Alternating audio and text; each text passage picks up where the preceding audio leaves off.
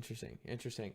Because you've mentioned it a few times, and I feel like you have a good amount of experience with it, with people having parasites. How common is somebody having a parasite?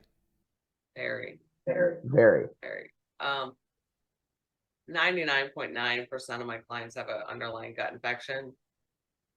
85% are parasites, coupled with Wow. something else. But yeah, oh yeah.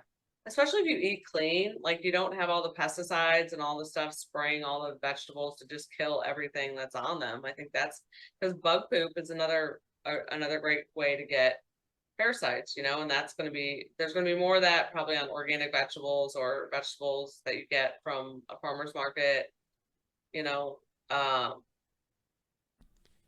So what test identifies that you have a parasite?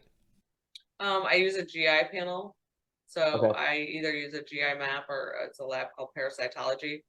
So I have people, it's funny, I have a whole protocol for my testing, and I think that's also really important because you'll go to the doctor and they'll have you do like a 1-day stools test.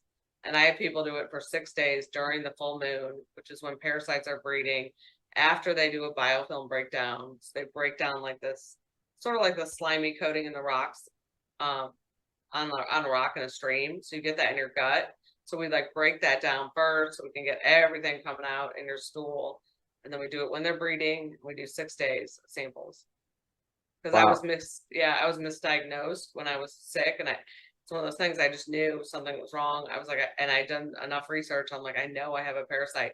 So I actually bought a test because I'd done several tests and they were all negative, and I'm like, there's no way. And so I did it. And so I put 5 days of samples in. I did 5 different tubes. And on day 3, I had a parasite. And I didn't have it any other day. Wow. And what shows up on that GI map test that reveals to you that you have a parasite? Oh, it tells us exactly what parasite you have. So we'll test, and it'll test for tapeworms, roundworms, parasites, bacteria, how well you digest your food, candida, yeast, fungus, SIBO in the lower colon. It'll test for H. pylori. It's like a lot. All Mm. the different Wow. flukes, all different types.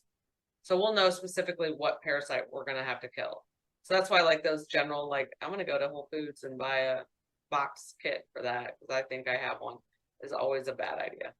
Especially if you're Mm. reactive to any of the foods, because it'll be like super high doses of like black walnut or something. And if walnut is one of your foods you're sensitive to, you're gonna feel like shit.